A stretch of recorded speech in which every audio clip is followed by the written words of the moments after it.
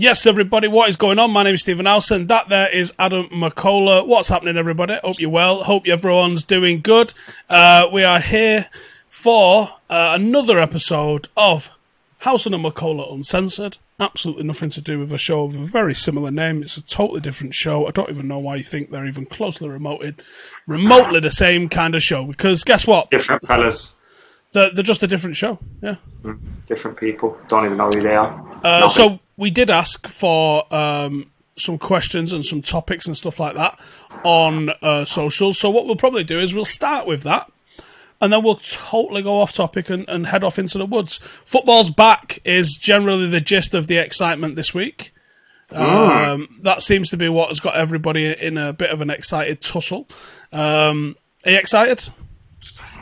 Yes and no. I'm excited because we've got something to watch again. Like, I was excited for the UFC the other day as well, and it was just having some live sport to watch. You don't realise how much you miss it, but it's just going to make me want United back more. Seeing other teams play, and I'll be honest, I like watching. Like, I love football, but I love watching United more, and yeah, I miss that the most. So watching football is going to make me miss that more. But it's a step closer to getting United back, so I'm sure we're all excited about it. And there's a few good games we could watch. Before we went on air, we were saying, like, the absolute mindfuck that it is at the moment of, obviously, we don't know what's going on with when football's properly going to be back. It seems like they're going to bring back the sport of football. And probably some other sports as well. And people are starting to go back to work. But this virus isn't going to go away. And is it a case of, like, they're just going to shove us out into the street to catch it, to get it, to transmit it? The schools are going back. What was the point in locking us down, unless it was to build a bit of infrastructure behind it all, if you're only going to kick us out again a couple of weeks later? I think it's a bit of both. Like, we're supposed to be going away in November, and I've been quite confident that that's going to happen, like, because it's so far away. But the more time goes on, I start thinking, wow, is it really going to happen? Like, could it possibly not happen? And you start to doubt whether it could happen. And then I'm kind of just thinking, I reckon, like, from a neutral point of view, if I take my own personal feelings out, there's so much, ultimately, the world needs to start going again. Because fundamentally, people's mental health, people's financial well-being, everything's gonna get worse and worse as the time goes on.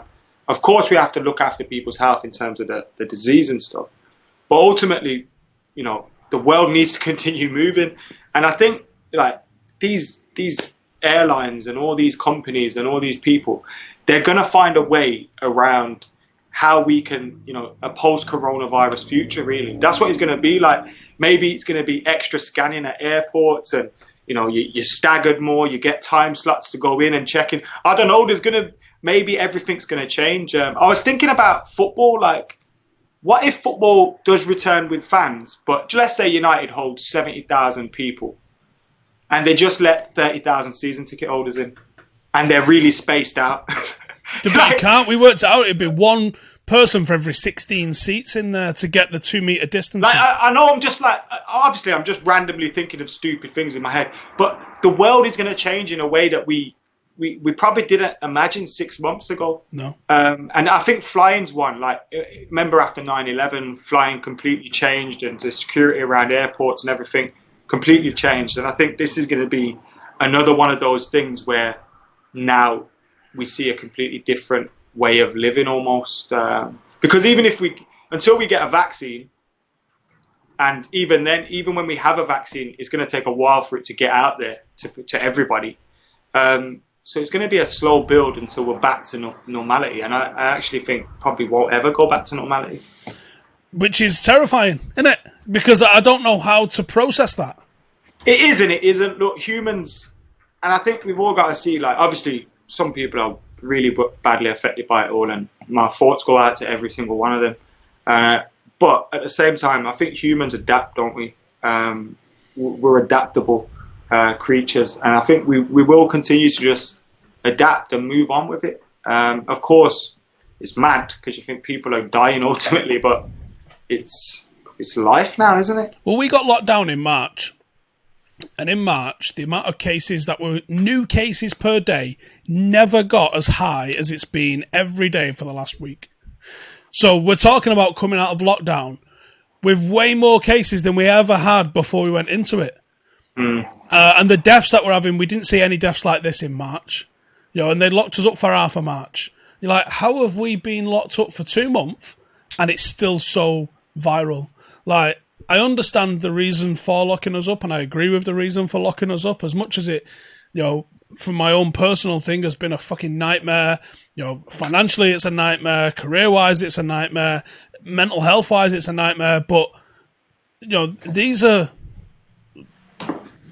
situations that we had to do to prevent thousands and thousands of more people dying. And the reason we did it, I believe, was to make sure that curve never got high enough where the NHS was just crippled and you were just seeing thousands of people in corridors dying. But I worry now that they've built all these Nightingales, I think that low-key they're going, right, well, we have the capacity now for a massive weight of people to get this. Kick them back in. I mean, you saw on Monday when everyone went back to work in London and they said, we said don't use public transport. Sorry, mate, you don't get around London without public transport. And some people, like, obviously I understand, like, people in parks and all that shit and being mad groups, they're all idiots, really. But people going to work and then people, like, take a picture of, look at these. A lot of these people don't have a choice, especially when you're now saying, all right, people can go back to work. Right, so employers are saying, all right, you have to come back to work, you've been told to, or you can do. So then if you've got a job, you can't say no, ultimately, and people have got bills to pay, so it's a difficult position to be put in. But I don't know, I'm not an expert. I don't really know, man. That's what's doing me. I can only just keep guessing, and that's the problem. Everyone's guessing at the moment. The not knowing's doing me in. Because if someone gives me a date differently, isn't it? So. If I had a date and they went, even if it was 1st of January, it'll all go back to normal and stuff like that, I can go, all right, safe. I can plan for that. Mm-hmm. I can't plan for not knowing. Mm-hmm. And I'm obsessively planner as well. Like, it's just a fucking nightmare. Should we try and talk about football? Yeah, I was going to say, but at least if we get, like, look, behind closed doors, football is not the same. Football without fans isn't the same. Football at neutral venues isn't the same. Finishing a season, it's not really going to be the same. Rules, same thing for the rest of this. Like, I don't really care about, like, just having some football back would be good. I have my doubts about whether it can really go ahead, but I really hope it can without any hiccups. Because if it does, again, we start to feel a little bit more normal. We got more things to talk about. We can talk about games again, so whilst we're not going to them, it's at least a little bit of normality back in our lives, isn't it? It's better to have it back than not have it. I question the motives behind it, but that's a whole other 5-hour topic. On one hand, it coming back, as much as I'm excited by it, I'm sort of annoyed because I don't think it means we're coming back anytime soon yet. Amateur sport, when's that back? We're not going to be back for a long time. I imagine. Look, when we spoke about a season ticket with the club, they literally said, we haven't got a clue. And the club will take money out like that. They could take money off you, they will. If they could have kept their deadline with the season tickets for next season, they would have. At the moment, they don't really want to give refunds back, and they're just waiting. So I don't think, we'll probably end up getting a half season ticket next year. Or something like that. Maybe not even our next season ticket will probably be in a season and a half's time. Be interesting to see what the protocol is with a half season ticket or whatever it is, because I know there'll be a hell of a lot of people, and I'm going to be honest with you, I'm fucking one of them at the moment, just might pure not be able to afford to pay it when it comes. And I don't know what to do. No, a lot of people are going to be in that position. What have we got, like 50, 60,000 season ticket holders? I mean, like I said to you before, Paddy was talking about not renewing just because he couldn't get up there. How many are going to be not renewing now? It's going to be a fucking strange one. Mm. It's going to be a fucking strange one. Right, let's have a look at some of the questions that we've got. People saying, how did Liverpool get tagged with another famous European night at Anfield when United have had loads, if not more, famous European nights than them lot? Have you seen that thread I was doing this week? Yeah, with all your old posts. Yeah, so I found a folder on my old laptop.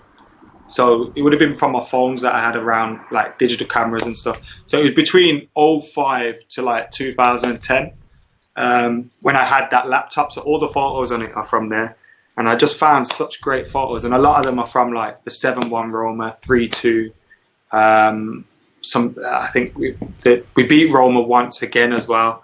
With Wayne Rooney scoring in a 1-0. Loads of like little nights like that. There's even like the non-European nights too. So yeah, just looking back at some of the memories, we forget our sport. We are Barcelona 1-0.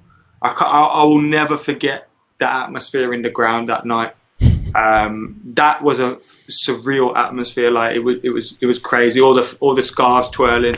Like there's been some great atmospheres. I don't remember getting home that night, and I don't think I was smashed. I just don't remember getting home. I just don't know what I did. I've got a black hole. That was a great night. A great night. We've had so many, and even the ones that maybe there's a lot that you've forgotten about as well. Like I found pictures of some games. Like I think it was Lyon on the way to winning the European Cup in 08, Benfica in 07. I think it's like I don't remember these games, but like, so if you told me I was at them games, I'd have said no, I wasn't there, but I was, and we've seen so many great games and wins and everything over some of Europe's iconic teams. It's incredible, man. We have been spoiled. We have been spoiled little bastards. Spoiled little bastards is the word, isn't it? We genuinely, like, Sir Alex Ferguson, we owe him so much, man. Like, he fulfilled all of our dreams, like gave us so many happy memories and more. Like, we could not win another trophy. I'm cool, man. I've seen it all. What would you say to Fergie if you met him? I have. I've had a few. All right, you could interview him. Okay, if I could interview him, I'd hug. You saw what I did to Sir Alex to Eric Cantona. I wouldn't stop hugging him. So if it was Sir Alex Ferguson, it'd be like seeing your granddad for the first time in ages, wouldn't it? And just grabbing him. I remember the first time I've seen him at games so many times. I remember once when I was at a charity game and I was in the press box at United and he was there. And I caught eye contact with him, and he was sitting next to Sam Allardyce and David Moyes, and I just looked at him, and I just went like that. I just went like that to him, and he looked at me, and he went like that, like, yeah, you're fucking nuts. And then I seen him when we played Wolfsburg in Germany. We booked a hotel, and it ended up being the same hotel as the United team. And Sir Alex Ferguson was walking through the lobby, and me and Chris were down there, and I've ran up to him, and you've seen that picture I've got with him. And I shook his hand and I just said, thank you for everything. Like, just thank you for all the memories. And that's all I could say to him. Like, because that's it, innit? Like, I don't think he realizes. Like, I was watching something about Only Fools and Horses yesterday. I'll say that, you'll understand why. And Nicholas Lyndhurst at one point says, his wife says to him, you don't realize the phenomenon of Only Fools and Horses because you're in it. Like, you are in that. So you don't realize what's going on out here and how many people you're affecting and stuff. And I think Sir Alex Ferguson and obviously footballers, I think they're much like that because they're all working class people. They probably feel lucky to have made it in some ways, and then they're there and it's all probably a whirlwind. And they probably don't ever sit down until they finish and think, wow, like, and realise what they've done for people on a whole. Like, incredible, man. The geezer's just unbelievable. Yeah, it's such a... I think... Thank you is the right thing if I ever got a chance to interview him. Obviously, I don't talk for United fans. You don't talk for United fans. Nobody talks for United fans because they're such a broad group. But there's one universal truth that I could say on behalf of United fans. I want to say thank you. And I don't think there'd be... Even though there's so many argumentative cunts like Jay in the United... fan base. I don't think there's a single United fan out there who'd be like, I don't want to say thanks to him. Yeah, he's a cunt. Don't speak for me. Even people that don't like him, like him. Yeah. You can't dislike him. He's utter greatness. Like, there's no if, buts, or maybes. And obviously, we've seen the Last Dance recently. If you could have had that kind of coverage of Sir Alex Ferguson, that fly on the wall coverage, 20 years later, it's 20 years later, right? So someone just goes, "Hey lads, I've just found," because what it was like over at the moment. It's over about 4 or 5 years, and there's archive footage from even when he was playing at North Carolina and stuff. And America are different with stuff like that. They do film a lot of everything. Yeah. English clubs are more, we don't want you to see this. Especially United. Whereas they film everything. But yeah, go on. But if someone had just gone, here's January 1995, and I hope you remember what happened in January 1995, to June 1999. There you go. There's behind the scenes fucking following. So from Canton or Selhurst Park to the treble. What? But again, you'd see things like, you see with how people started criticising Michael Jordan for the way he was. You'd see bits like that as well. Undoubtedly.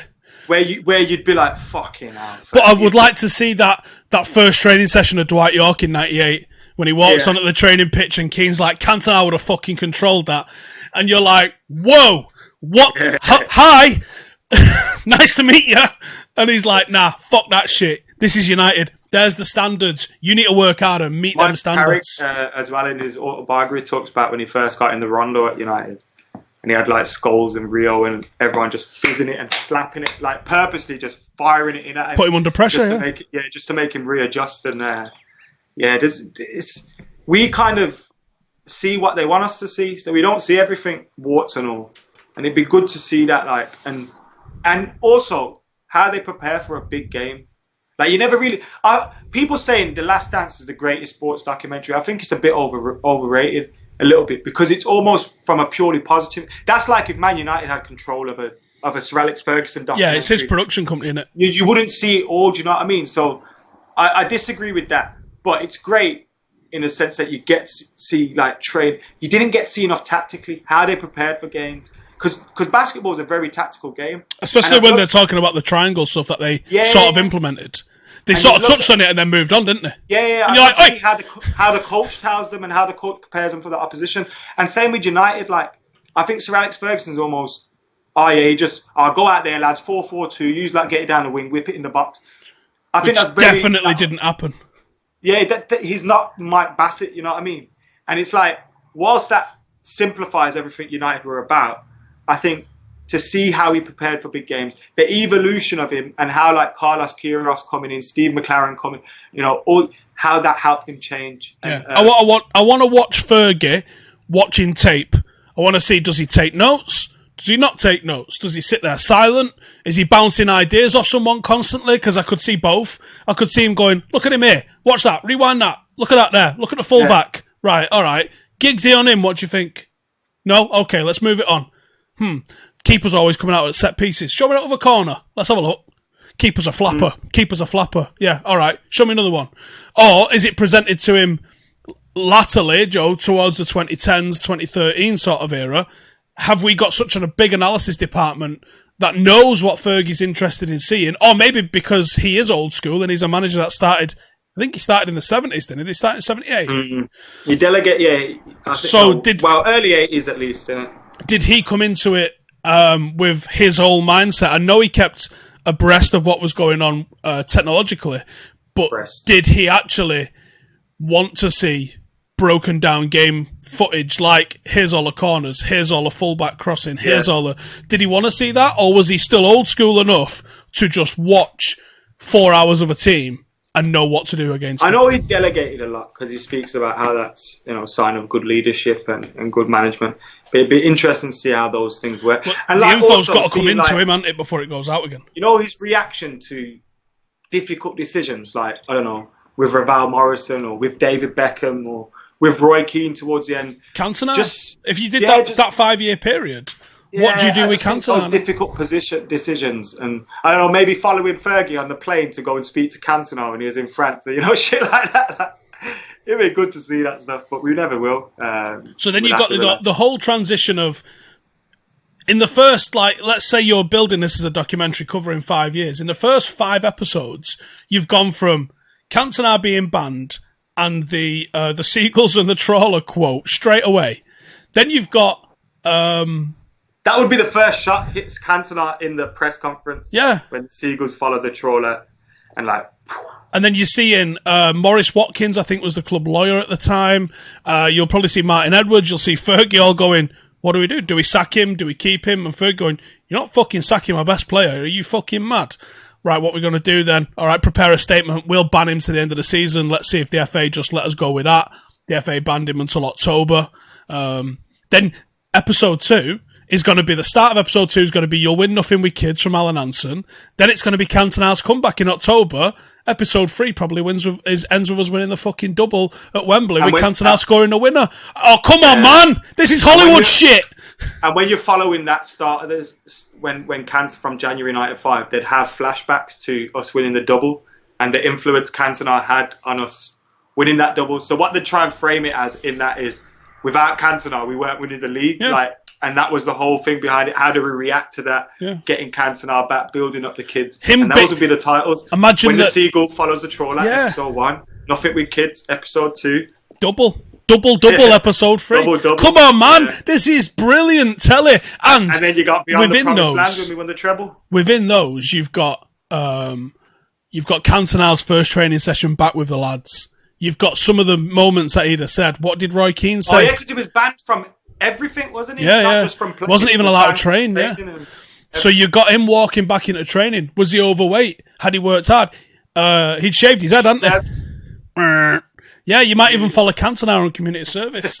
Oh, wow. And then, obviously, you've got the next season happens. You've got the transition of Beckham and Scholes and a little bit, obviously, Ryan Giggs was different, but you've got them guys becoming first teamers. So now you're setting up your treble episode.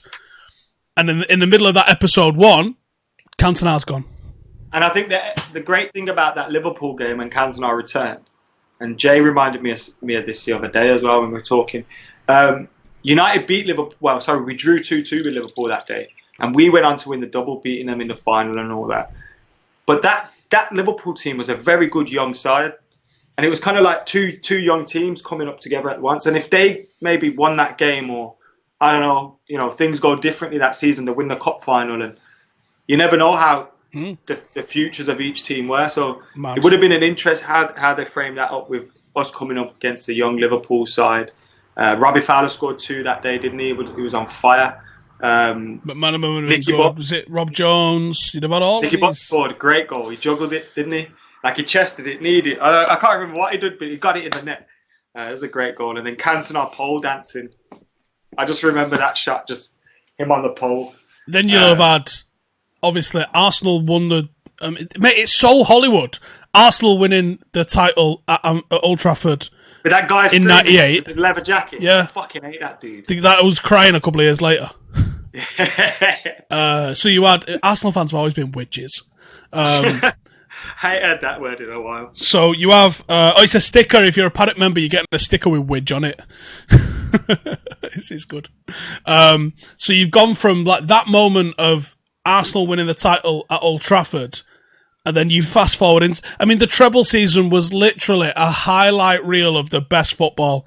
You had the games with Barcelona. You've got original Ronaldo and Inter Milan. You've got Juventus and Zidane and Inzaghi, and obviously you've got the final against Bayern Munich, but you've got the semi-final against Arsenal. It's a fucking amazing. The Liverpool third round, Owen scores 3 minutes in. Even like the Spurs game on the last day of the season, at one point Spurs were winning, Arsenal winning the league. Like, people forget that we came from behind in the 3 last finals day of the season to win the... That was like... 3 finals in 10 days. Yeah, that was like City winning the league on the last day, but obviously we'd won it before, so it wasn't in the last minute. But Beckham's goal and Andy Cole's goal, bringing that down. Only he does that. And only Beckham scores that goal as well. Ian Walker weren't shit either in goal. No. He did have shit hair, though. He did have shit hair. Imagine that, though. Imagine that as an episode. Just them 10 days. What would the series be called? Beyond the Promised Land's been done. That was like the club version after '99, wasn't it? That was the season. World Cup, FIFA yeah, World Cup. '99 to 2000s. Mark Bosnich's coming in, Vodafone coming in, and all that kind of. But it was very the Holy Grail. I call it the Holy Grail because Fergie was all about his Grail quest was to win a European Cup at United. Well, we've won it all. Yeah, you know that song, the greatest of English football. Here's how we won it all. Yeah, and and in the '97 season as well, before Cantona goes, you've got the disappointment of them 2 games against Dortmund. Mate, it would be. We don't think forget about Fergie living it. We lived it, and actually, you need to go revisit how amazing that period of time was. As we've been saying, we was 1 point away from winning 6 titles on the bounce. 6 fucking titles on the bounce. Cantona if Cantona doesn't get banned, we win the league again. Yeah, shows you how influential he was as well. And fact, we're talking about United the other day on Sky and didn't even mention him. United were 2 goals away from 8 titles on the bounce. 2 goals in 8 years to have had a clean sweep of every Premier League title in the 90s. Might as well be Celtic. They couldn't do some shit like that. But we didn't win a shit league. That's the difference. They won a shit league. Because we came second and we were shit. Hence, a shit league. If we'd have scored against West Ham, we're champions in '95. Poor Andy Cole. And if we'd just drawn a different game or took a draw into a win in '98, or even just beat Arsenal, we're champions 8 times on the bounce. That's what dominance looks like. Dominance looks like. But then is it like, the 11-12 season where we lost it with Aguero's goal? Nope, blacked it out. Don't know what you mean. If we won it that season, do we sign Van Persie and win it the next season? Like, there's things like that you got to consider as well. Like, I still think we would have went on to win it again, but refocusing and going again. I think there's something in that, and that bitterness of losing it really tight, like against Arsenal, and that rivalry probably brought more out of us. Like Ronaldo and Messi, I think without each other, they don't push it. Without having that, I fucking hate him, I'm going to beat him this season. Without having that rivalry, I don't think they're as great as they are. Obviously, they're still great, but they're not as great as they are. And it's the same with Arsenal and United. At that point, them beating us, we probably don't win the treble without them challenging us like that, because we were really challenged in the Premier League, and it kind of prepared us. Coming up against Vieira and Petit, that prepares you for coming up against. Well, that's it. That's the issue Paris have. They win the league by February. So what? And then they've got too long to focus on their games. You've seen English teams massively outperform. The only 2 teams that have come close is Barcelona and Real Madrid, really, in the 90s and the noughties era. Those are the only teams. And Bayern Munich, they've been consistently fantastic. But the English teams go very, very deep in the Champions League, considering how hard English football is. And I think there's a certain element of you get prepared for it. Like, there's a reason, there's an overall quality reason why you don't see Celtic in the final knockout stages. But there's also the competitive edge. They're just not used to dealing with teams. They're set out to play a certain way. It's like if you draw... I'm just going to use Crawley as an example. Let's say Crawley are dick in their league, and then they come up against the Championship team in the FA Cup, but they're set up to play a certain way. And that's usually on the front foot, dominating a game, looking for chances. They're not set up to be a counter-attacking team or to have a bit of a blend of both, where you can be good enough where you can beat teams that you're better than, but you've come up against enough tough teams. Paris are used to having 60% possession, 55% possession most games, I imagine. Yeah, so you put them on the back foot. Against a team that's giving them 30% possession, they're thinking, what the fuck? How do we get around this? And it takes them longer to get used to Europe then.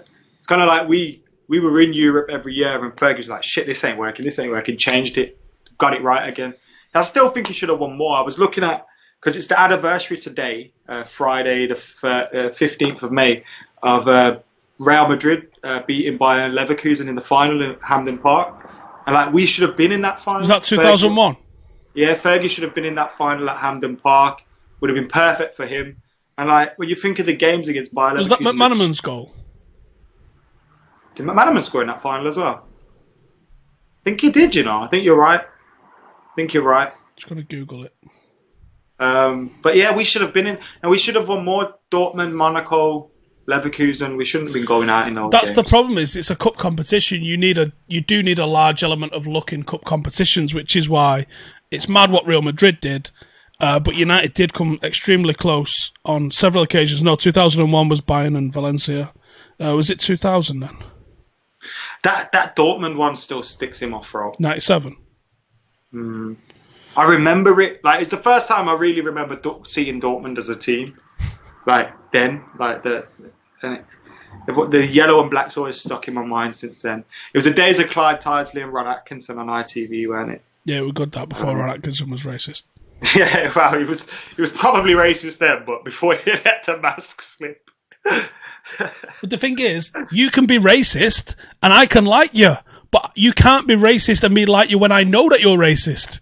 Yeah, it's knowing that you're racist is the problem. Yeah, if it never came out, then how can you be judged? Real Madrid 3-0. Was it this one? Yeah, McManaman scored in this one. This is 3-0 against Valencia. This is 2000 at Saint Denis. Valencia were in the final. See what I mean? How piss-taking that is. Yeah. They had a great team back then, by the way, but like there's teams that come round in the Champions League, Deportivo, and fucking random teams, man, that just, like, you should have been, like, Kili Gonzalez, Claudio Lopez. There weren't many great ones in there, to be fair. Anglemar, who wasn't even great. But yeah, we should have done well better in those times. The game I watched today, talking about Arsenal, was, remember 2004 when their unbeaten season? Unbeaten league campaign. Yeah, remember the FA Cup game? We beat them at Villa Park. We beat them, didn't we? Yeah, Villa Park. I was watching that today, and Roy Carroll and Wes Brown were immense in that game. Fucking immense. Wesley. Number 24, Wes that was. Do you remember number 24, Wes? 24, Wes Brown? Yeah. He used to wear number 24, didn't he? And then Darren Fletcher took it. What the fucking hell is he on about here? Obscure numbers. What number did Cleverson wear? I want to say 14. 17? Wasn't it 15? 15 rings a bell. Was he gone before Vidic then? No, that can't be right. Yeah, them two never crossed over at United. Cleverson married a 16-year-old girl, didn't he? Yeah. And that's... but that's why he took a while to come over to England, didn't he? Oh, what was I going to say? They're sort of saying, that Champions League final, that 2001. I think he wore number 17, bro. Right. I can't see it properly in that picture, but I think he wore number 17. That Champions League final, I'd made myself, I was 16 years of age, made myself a delicious, nutritious, high in protein and fibre pot noodle. And he did wear 15. He did wear 15. All right, okay. So he must have gone before Vidic came then. Jesus, that lasted long, didn't it? From 2004 to 2005. It sounded the same day as Ronaldo. Yeah. And we were more excited about Cleverson because he just won the World Cup. Fact. So yeah, that Champions League final, me and my mate Stu watched it. Pretty. For anyone who's watched the rundown, I think you've met him as well. I've met him, yeah. He's the artist that did some stuff that we auctioned on the 24-hour podcast. Well, anyway, me and him was watching a Champions League final on a little telly in my bedroom. 16 years of age. Made myself a pot noodle. Probably made myself a pot noodle butty. So I've got the bread. I've poured the pot noodle over it. I've put it down, and I've sat down to watch the match. And I've been sitting there for a minute, and I've gone, where'd I put my tea? And then Stu goes, he's sitting on it. And fucking jumped up like that. I'm like, oh, yeah, bastard. Been sitting there for about 5 minutes on it. You hadn't felt it? No. Seeping through your jeans or anything? No, I had some. I remember what I was wearing as well because they had a right arse on them. like a double-stitched arse. There was some United colour of Benetton cargo pants. And they were proper thick, mate. The Kappa. Not Kappa. Naf. Remember Naf? Naf, yeah. Cool. That was a proper 90s thing. And Spliffy. Spliffy, that's a good one. Do you remember the Vimto guy? He used to be on everything, didn't he? Purple Ronnie? Yeah, he used to be on a lot of things as well. Purple Ronnie. Not to be confused with Purple Aki. That's a totally different fella.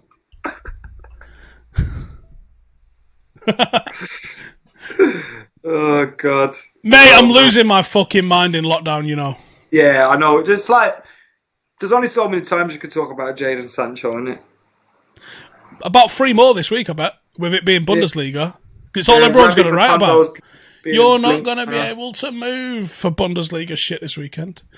BT are sending me something, right? So I was going to ask, and I'm still going to ask. Is it Rio? No, I don't think they're sending me in a box. No. Did you ask Rio a question? I did one of them. No. They asked me to ask a question to Rio and Dave. They asked me for my address. At Christmas, they sent us a bottle of wine, which Joe had. And I can't remember which day it was. They sent, I think it might have been Boxing Day. They had a big weekend anyway where they sent us a load of cakes. Oh yeah, I remember that. And then they asked us, am I still accessible at the studio? And I said, no, I'm not. Send it to my home address. So they didn't tell me what it was, but the emails might have given something away here today, which is, and like, they don't pay us for this. They just send you stuff. And, you know, the relationship is, obviously, you'll stick it on social media and that's you, innit? But, you know, they don't ask you to do anything. They just send you something. Because they're pretty cool like that. And, obviously, we do get the opportunities to then go and do what we do, interviewing Rio and stuff and that occasionally. So, here's what the email says. Thanks for your address. The delivery will be made either today or tomorrow, depending on couriers. We haven't been able to fulfill all first-team choices, but have allocated as best we could. I was like, they never asked me for my team. Does it send you a shirt? I think they might have sent me a shirt or something, yeah. I got a German shirt that I'm going to wear tomorrow. I'm leaning towards Freiburg because no one supports Freiburg. People from Freiburg don't support Freiburg. Literally no one watches them. But I'm thinking of supporting them just for Nishan, really. Frimp Online said a good thing. He said we should support the team that's in the same position as us in the league. Who's that for us? Is that Schalke? Leverkusen. Well, Berber played Leon there. Bailey, Goretzka. Yeah, Berber played there, didn't he? So. Yeah. Havertz. Yeah, some good players actually. Leon Bailey's a good player. I do like Leon Bailey. So it's a good rule, to be fair. Yeah. But who do we get in Italy? Let's play this game. So in 5th, who do we get? Is Roma. We've got Smalling and Mkhitaryan back. Can't get rid of the bastards. What about in Francais? Because is that coming back soon? Or they cancelled it? Francais is finished, but it would have been Reims. Okay. The level on points with Nice. No, they're 6th. We're 5th. Yeah, it says Reims 5th on mine. Mine says Nice 5th. No, you probably can't see that from here. Nice have got a goal difference of 3 and Reims have got a goal difference of 5. Yeah, but I think it's not goal difference. Is it on goals scored? It's goals head-to-head, I think, in France. Okay. Weird. Very weird. Okay. All right, fair enough. Well, Reims or Nice. Ireland, which support Shelbourne. Where else is it actually coming back? We're not getting Spain back, are we? Well, let's have a look who we would have got in Spain. Getafe. Belarus is still Fuck's sake! Getafe, of all the fucking clubs to have got. Getafe, at least we can say it like that. Getafe. Yeah, you've got Athletic Bilbao doing shite this year. They're down in 10th. Energetic in Villarreal and Valencia and Atletico Madrid in 6th. You end up with Getafe. Not even Betis, not even... Just no one. Just fucking no one. That's shit. If Portugal goes ahead, we got Rio Ave. Okay. It's not a bad rule, this. Turkey, we got Besiktas. Now that's a good one. Come to Besiktas. Who we got in Scotland? This will be shit. Scotland, we've got... Hibernian! Livingston, yes. Oh, no, yeah. Oh, shit, yeah, I was looking at 5th, 6th even. Livingston. I don't even know. You were 6th. We're better than that these days, Steve. We spent $1 billion to go from 7th to 5th. Up the fucking ticks. But we still got Marshall, so money well spent. Anything else? Standard the age in Belgium. Denmark, we got Norge Island. Let's see Norway. Let's see if we get Molde, and that'll be the last one I check because it's getting boring now. Strom Godset. Oh no! They've not played a game yet, so we can pick who we want. Right, I'm going to wrap it up there. I don't know why people watch it. I think to myself sometimes, how have we made it so far? All right, we'll quickly roll through some of the questions. What's the obsession with saying we can't sign British players? Don't know. Who said that? Eric the King Cantona. Don't think they're the only players we get linked to, but I think that we'll get linked to Bellingham, Grealish, Sancho. But I think what he means is a lot of people moan when we get linked to English players, don't they? Oh, yeah. Ollie and his Brexit Reds. And yeah, because he's from that part of England that everyone knows. Norway. Yeah, what does it matter?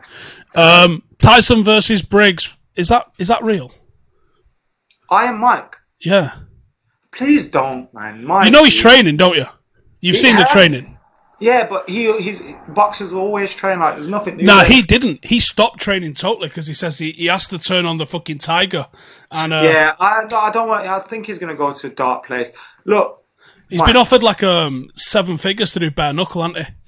Yeah, just don't. It broke my heart seeing him lose against Lennox and all that. And I don't. Just no. Wasn't that like 25 years ago as well, or 20 years ago? No, yeah, just no. No please, is the correct answer. Please. What will Guz D'Amato say? Don't do it. Do what Guz would say.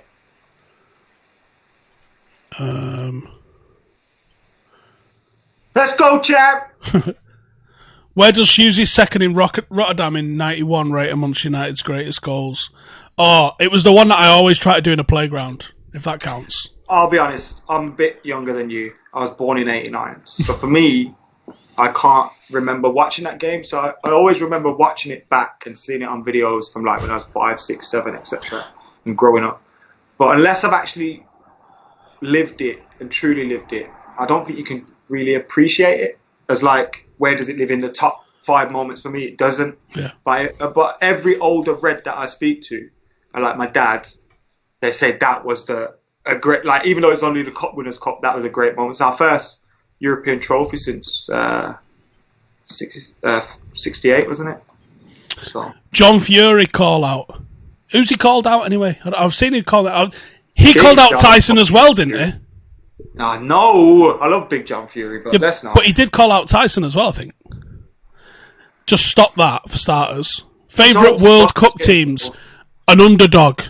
An African team, yeah. Or Senegal. What year was Senegal when they were dancing around shirts? That was good. And they beat France in the first game. France. Yeah, 2002 or 98. No, that went 98. Senegal went. No, it was South Africa, wasn't it? Oh, 2010. No, was it?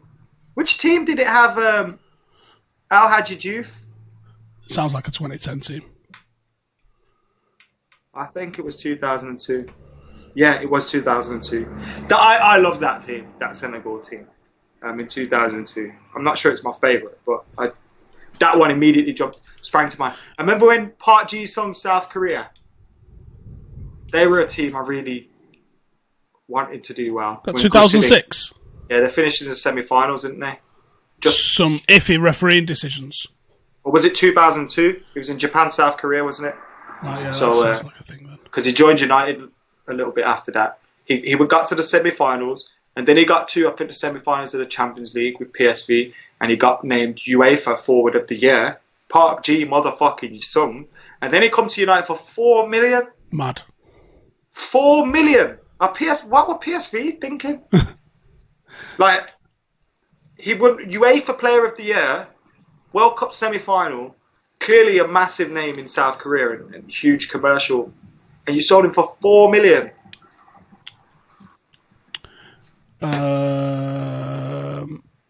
Shout out Part G. Yeah, I'd love to go and experience football in Africa. Yes, same.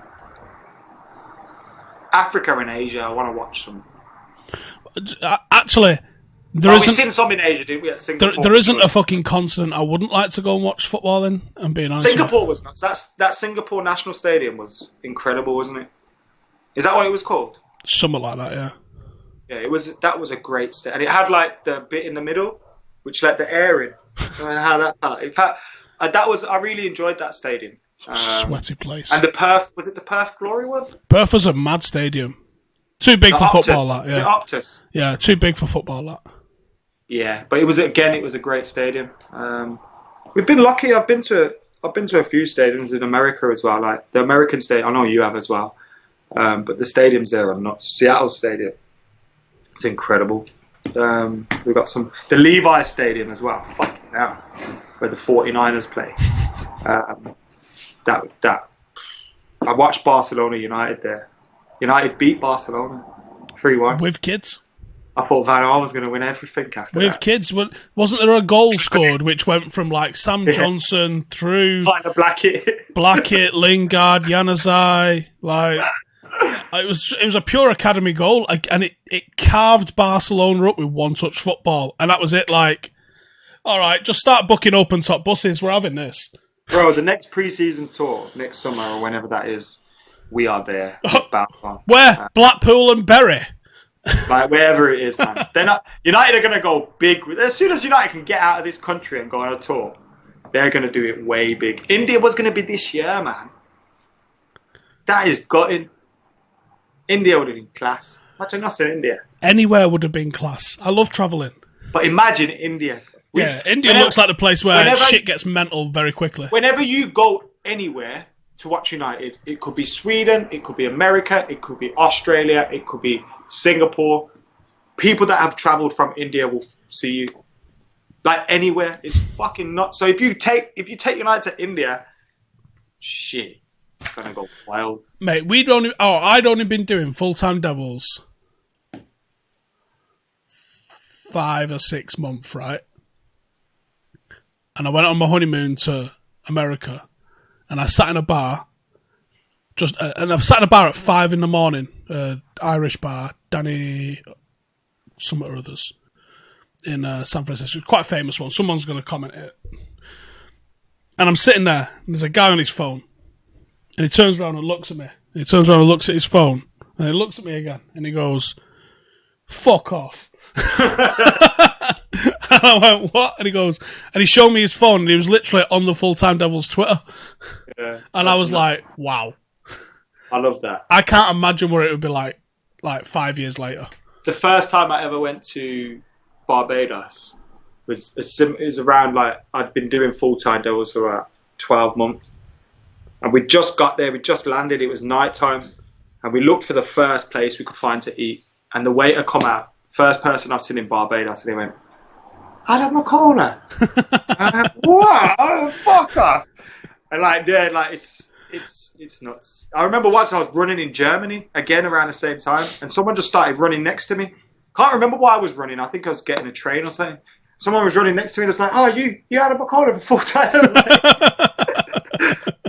It's incredible. I love it though. It's nuts, man.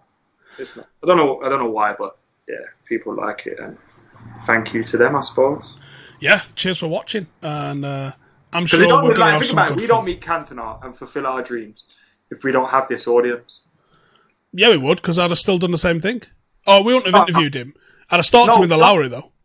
Yeah, but I mean, we wouldn't have interviewed him. No. Do you know what I mean? And that in itself, it's a year today since I played on the pitch at Old Trafford. I don't get that opportunity without all these people liking us and all that kind of thing. And whilst we may have had an interest in doing media and fan TV or whatever, without us, Man United's a special case. You know, you can talk about Man United and you've got an audience. So yeah, man, it's nuts. It's nuts. Right. On that note, I'm going to wrap it up. With great audience comes great responsibility. You slags. Make sure to subscribe. Go check out Adam's channel as well, and we'll soon have United back, and it'll soon start to feel normal-ish again. But I don't know if we'll ever properly win the league as well. Go back to normal, spitting each other's mouths and stuff. So that's gone. No, Right. you're the same. See you in a bit. Bye-bye.